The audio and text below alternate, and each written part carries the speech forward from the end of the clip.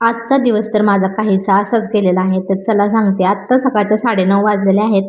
किचनमधलं सर्व काम माझं आवरलेलं आहे. म्हणजे स्वयंपाक, नाश्ता, चहा वगैरे सर्व झालेलं आहे.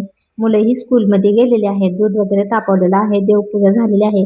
फक्त आता राहिलेली आहे स्वयंपाकाची भांडी, जे की मी नंतर घासणार आहे. तर तेही तुम्हालाच कारण सांगते. आता इथं पिशवी आणि किटली घेतलेली आहे. तर मला जायचं आहे शेतामध्ये आणि आत्ता सकाळच्या वाजलेल्या आहेत 9:30. इथं मशीन ही कपड्याची लावलेली आहे. तोपर्यंत होत आहे. त्यासाठी म्हणलं येईपर्यंत मशीन होऊन जाईल आणि मी आल्यानंतर भांडी वगैरे घासणार आहे. राहिलेलं काम आवरणार आहे. तर शेत हे आमचं बरंचसं लांब आहे. 3-4 किलोमीटर तर लांब आहे इथून. तर दोघंजण पुढे गेलेले आहेत. तर मी आता पाठीमागून निघालेले आहे. तर बऱ्यापैकी मी शेतामध्ये आता पोहोचलेले आहे. तर शेतामध्ये काय काम आहे तेही आता तुम्हाला समजेल. आणि आमच्याकडे बऱ्यापैकी थंडी तर आता संपलेलीच आहे. परंतु मी स्वेटर आणि कार्प बांधून आलेले आहे. त्याचं कारण हे तसंच आहे. कारण की इथं आता डाळिंबीला आपल्याला औषध मारायचं आहे आणि हे औषध खूपच स्ट्रॉंग आहे.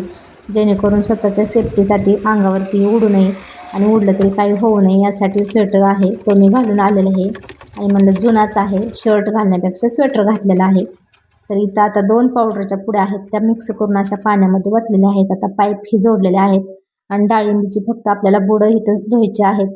जेणेकरून मर रोगाने जी झाडं जातात डाळिंबीची ती जाऊ नयेत यासाठी हे औषध आहे. आणि डाळिंबीच्या झाडांना काहीही होत नाहीत, फक्त त्यांची बुडं धुवायची आहेत. तर इथं आमचं नारळाचं झाड एकच होतं, तर त्यालाही असं धुवून घेतलेलं आहे. आणि बऱ्यापैकी आता औषधही मारून झालेलंच आहे. आणि साहेब फक्त ट्रॅक्टर पळवायला आणि सासरा आणि सून पाठीमागं असे पळायला असेच होते. तर आता ते दोघंजण बाहेर ट्रॅक्टर काढत आहेत, तोपर्यंत मी इथे थांबलेले आहे. आणि तुम्ही पाहताच असाल माझ्या पाठीमागे किती मोठ्या लाईनी आहेत. एवढ्या मोठ्या लाईनींमध्ये अशा आम्ही पळून पळून सासऱ्यांनी सुनेंनी इतकी आज रनिंग केलेली आहे.